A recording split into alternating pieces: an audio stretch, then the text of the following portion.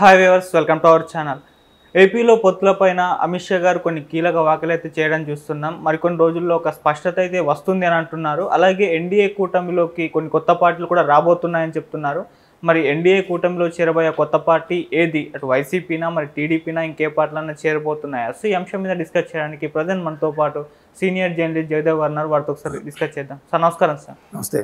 NDA కూటమిలోకి కొత్త పార్టీలు వస్తున్నాయని చెప్పారు. మరి మరోవైపు వైసీపీ కూడా ఎన్డీఏ కూటమిలో చేరబోతుంది, అందుకోసమే జగన్ గారు ఢిల్లీ వెళ్లారని వార్తలు వినిపిస్తున్నాయి. మరి టీడీపీ కూడా చేరబోతుందన్న వార్తలు వినిపిస్తున్నాయి. మరి ఏది చేరే అవకాశం ఉంది సార్? టీడీపీ కేవలం రాష్ట్ర ప్రయోజనాల కోసమే బయటకు వచ్చింది అని అప్పుడులో చూసాం మనం. అది వాస్తవమే. ఎందుకంటే ఎన్డీఏ కూటమిలో టీడీపీ భాగస్వామ్యం అనేది ఇప్పటిది కాదు. వాజ్పేయి గారి నుంచి, అడ్వాణి గారి నుంచి కూడా ఎన్డీఏ కన్వీనర్గా కూడా పనిచేసిన అనుభవం ఉంది చంద్రబాబు నాయుడు గారికి. అప్పటి నుంచి ఉంది. ఎన్డీఏ కూటమిలో బీజేపీ మ్యాజిక్ ఫిగర్ దాటి లోక్సభ స్థానాలు గెలుచుకొని ప్రభుత్వం ఫామ్ చేసినప్పటికీ టీడీపీకి ఇవ్వాల్సిన స్థానం ఇచ్చింది. సెంట్రల్ మినిస్టరు కేంద్ర సహాయ మంత్రి ఏదో ఒకటి, అప్పట్లో అశోక్ గజరాజు గారికి కానీ, లేదంటే సుజనా చౌదరికి కానీ, సీఎం రమేష్ గారికి కానీ, ఎవరికైనా. సో కేవలం వైసీపీ వాళ్ళు లేదా కొన్ని ప్రతిపక్షాలు రెచ్చగొట్టడం వల్ల అరే టీడీపీ బీజేపీకి తొత్తులా పనిచేస్తుంది, బీజేపీని సరిగ్గా స్పెషల్ ప్యాకేజ్ గురించి కానీ, స్పెషల్ స్టేటస్ గురించి కానీ అడగటం లేదు. దానివల్ల రాష్ట్రం నష్టపోతుందని అనడం చంద్రబాబు గారు 18 ఎండింగ్ నుంచి కూడా 19లో కూడా స్టార్ట్ చేశారు. బాగా సోషల్ మీడియా ద్వారా, టీడీపీకి సంబంధించిన సోషల్ మీడియా ద్వారా కొంచెం ఘాటు వ్యాఖ్యలు చేయడం, మొత్తానికి పొత్తులోంచి బయటకు వచ్చేస్తున్నాం అన్నట్టుగా ప్రకటించారు. బయటకు వచ్చేసారు. బట్ సయోధ్య అయితే అలాగే ఉంది. అయితే ఇప్పుడు అమిత్ షా గారు కొత్త పొత్తులు ఎందుకు ప్రకటించారు అంటే దీనికి బీజం మళ్ళీ అక్కడికే వెళ్ళాలి. ఎక్కడికి? మోదీ గారు మొన్న లోక్సభ సాక్షిగా 400 పైచిలుకు సీట్లు తెచ్చుకుంటున్నాం. బీజేపీ 300 తెచ్చుకున్న మిగతా 100 కావాలంటే ఖచ్చితంగా మిత్రపక్షాలతోనే సాధ్యం. ఒక బీజేపీకే 400 అనేది అసాధ్యం అని నా ఫీలింగ్. ఎందుకంటే సౌత్లో సరిగ్గా పూర్తి స్థాయిలో పాగా వేయలేకపోయింది. మన తెలంగాణలో కూడా బండి సంజయ్ గారు ఉన్నప్పుడు ఓ మోస్తరుగా ఉన్న బీజేపీ వేరు, బండి సంజయ్ గారు తర్వాత బీజేపీ స్థానం ఏంటో అందరం చూసాం. ఇటువంటి నేపథ్యంలో బీజేపీకి ఖచ్చితంగా పాత మిత్రులు మళ్ళీ అవసరం. కొత్త మిత్రులు అంటే నా ఉద్దేశం ప్రకారం వైసీపీతో పొత్తు అని ఎక్కడా ప్రకటించలేదు. గత 5 ఏళ్లలో కూడా వైసీపీ ఎన్డీఏ కూటమిలోకి వెళ్ళిందని కానీ, ఎన్డీఏ కూటమిలో భాగస్వామ్యం ప్రయత్నించిందని కానీ, లేదా రాష్ట్ర ప్రయోజనాల కోసం స్పెషల్ ప్యాకేజ్ కానీ, స్పెషల్ స్టేటస్ కానీ, పోలవరం ప్రాజెక్టు కానీ, రైల్వే జోన్ కానీ, వీటి కోసం వైసీపీ బీజేపీతో గొడవ పడిందని కానీ, ఆర్గ్యూ చేసిందని కానీ, మీ మిత్రపక్షంలో చేరుతాం మాకు ఇవి ఇవ్వండి అని కానీ ఎక్కడా లేదు. కనీసం వైసీపీ వాళ్ళు డబ్బా కొట్టుకునే అంశాల్లో కూడా మనం ఎక్కడ చూడలేదు కదా. సో అలాంటప్పుడు వైసీపీ మళ్ళీ జాయిన్ అవుతుందని ఎందుకు అవబోతుంది అంటే, మీరు ఎందుకు అలా క్వశ్చన్ చేశారని నేను అనుకుంటున్నానంటే, లోక్సభలో వాళ్ళకి సీట్లు ముఖ్యం, సెంట్రల్లో పార్టీ ముఖ్యం. కేంద్రం గ్రిప్లో ఉంటే రాష్ట్రాలన్నీ మన గ్రిప్లో ఉన్నట్టే అనేది బీజేపీ యొక్క ధ్యేయం. సో ఇక్కడ ఎవరు గెలుస్తారో వాళ్ళతోనే పొత్తు పెట్టుకునే అంశంగా ఉంది. అందుకే చంద్రబాబుకు అరెస్ట్ అయినప్పుడు స్పందించలేదు. జగన్మోహన్ రెడ్డి గారు నా అరెస్ట్తో నాకు సంబంధం లేదు, సెంట్రల్తోనే సంబంధం అన్నప్పుడు కూడా బీజేపీ స్పందించలేదు.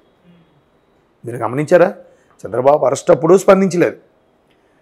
జగన్మోహన్ రెడ్డి ఏమన్నారు, నేను లండన్లో ఉన్నాను, నాకు అసలు అరెస్టే తెలియదు, ఇది ఐటీ సంబంధించిన, సెంట్రల్ సంబంధించిన అరెస్ట్ ఇది అన్నా కూడా బీజేపీ దీన్ని ఖండించలేదు, దీన్ని ఖండించలేదు.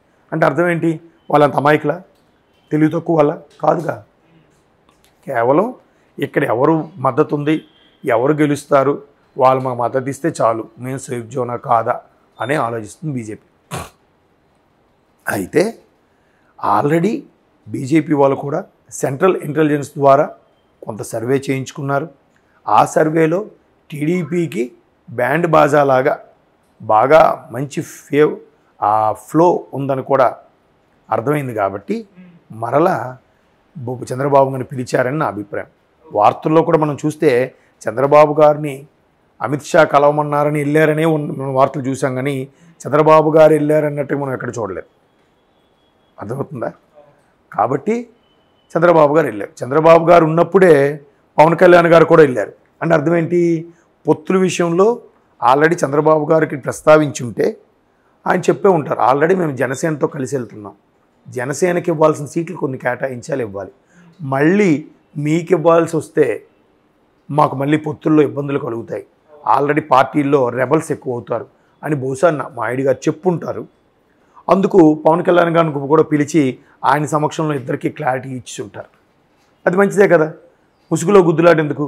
మళ్ళీ చంద్రబాబు ఏదో ఆలోచి పడ్డారు అని చెప్పి జనసేనలో కొంతమంది హరిరామ్ జోగే గారు లాంటి వాళ్ళు కానీ, లేదంటే ఆయన పేరేంటి మన రాజమండ్రి అతను ఆయనకి ఉండవల్లి అరుణ్ కుమార్ గారు లాంటి వాళ్ళు మళ్ళీ స్టేట్మెంట్లు ఇస్తే జనసేనకి టీడీపీకి మనస్పర్ధలు వచ్చి ఇలాంటివన్నీ అనవసరం కదా.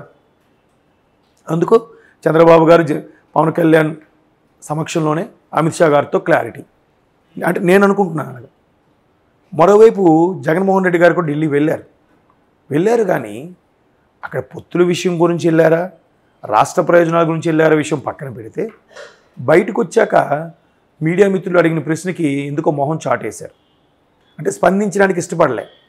ఈవెన్ పివి నరసింహరావు గారికి ఒక తెలుగువాడికి భారతరత్న వచ్చిందనే విషయాన్ని గర్వించాలనే విషయం కూడా జగన్మోహన్ రెడ్డి గారు స్పందించకపోవడం వల్ల మీడియా మిత్రులకి కొంతమందికి డౌట్లు వచ్చాయి.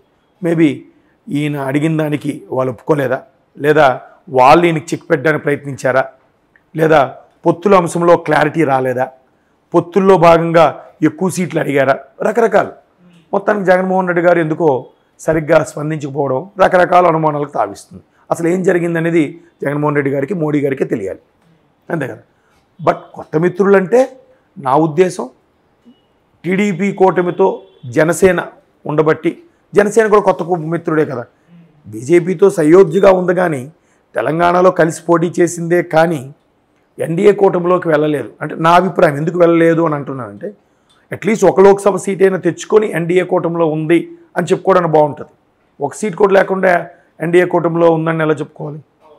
కాబట్టి జనసేన వెళ్ళే ఛాన్స్ ఉంది. అండ్ మోర్ ఓవర్ తమిళనాడు విషయానికి వస్తే ఏఐడిఎంకేతో ఉండేది ఇప్పుడు అమ్మతో జయలలితో, ఇప్పుడు అక్కడ స్టాలిన్ ఉన్నారు కాబట్టి డిఎంకేతో పొత్తు ఉండొచ్చేమో. ఇకపోతే శివసేన మహారాష్ట్రలో, అలాగే నార్త్లోకి వెళ్తే ఆర్జేడీ, ఇట్లా కొన్ని ఉన్నాయి. ఎందుకున్నాయి? ఆల్రెడీ ఇండియా కూటమిలో కాంగ్రెస్ పెత్తనం సరిగ్గా నచ్చక కొన్ని పార్టీలు సైడ్ అయిపోతున్నాయని చూస్తున్నాం మనం. మమతా బెనర్జీ గారు కానీ కొంతమంది. సో అలా సైడ్ అయిపోతున్నారు కాబట్టి మళ్ళీ మమతా బెనర్జీ గారు వీళ్ళతో కలవచ్చేమో, లేదా మళ్ళీ నితీష్ గారికి మళ్ళీ వీళ్ళతో కలవచ్చేమో బీహార్కి సంబంధించి కదా. సో ఇవన్నీ కూడా కొత్తలాగా వస్తాయి. కొత్తవి ఇవి, పాతవే కొత్తగా మళ్ళీ కలుపుకోవడం కానీ. సో అటువంటి నేపథ్యంలో అమిత్ షా గారు ఆ స్టేట్మెంట్ అంటే అందుకే వాళ్ళు ఓపెన్ అవ్వరు అంత ఈజీగా. మనకు ఒక పజిల్ వదిలేస్తారు మీడియాకి, కొట్టుకు చావండ్రా అన్నట్టు. కొత్త మిత్రులు అంటే ఎవరున్నారు? మళ్ళీ కొత్తగా వచ్చేవాళ్ళే, పాత వాళ్ళే.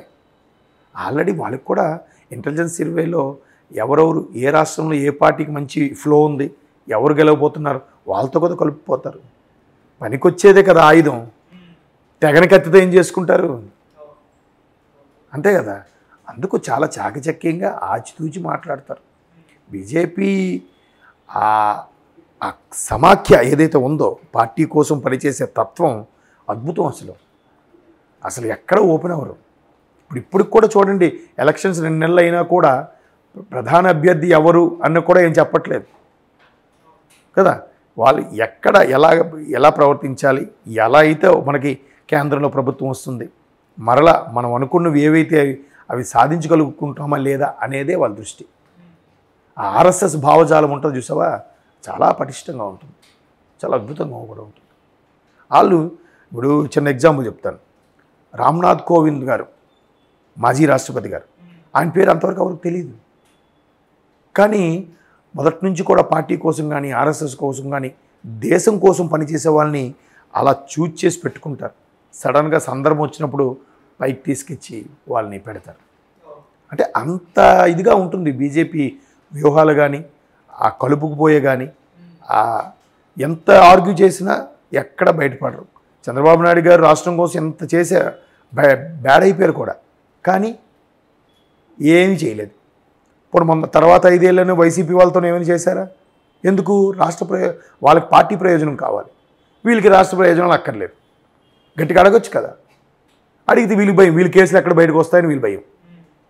5 ఏళ్ళు అయిపోయిందిగా. ఏది? మీ బిడ్డకు గెలిపించండి, మెడలు వంచి తెప్పిస్తాను అన్నాడు జగన్మోహన్ రెడ్డి. ఏది? ఒక్కరోజైనా మాట్లాడిన సందర్భాలు లేవు. అంటే ఎక్కడ న్యూస్లో రాలే. ఎంతసేపు వెళ్ళామో, అప్పు తెచ్చామా, ఈ పథకాలకి జీతాలకే సరిపోతుంది, ఇంకేం మిగతా అభివృద్ధి ఎక్కడుంది? కాబట్టి కొత్త పార్టీలు అంటే నా ఉద్దేశం పాత కొత్త పార్టీలు అవ్వచ్చు, లేదా జనసేన లాంటి కొత్తవి ఎంట్రీ అవ్వచ్చు. వైసీపీకి అవ్వచ్చు, కానీ ఎవరు గెలిస్తే వాళ్ళతోనే వెళ్తారు. వాళ్ళు గెలని వాళ్ళతో ఎందుకు పట్టుకుని నిలబడతారు వాళ్ళు? అవును. Okay, thank you so much sir.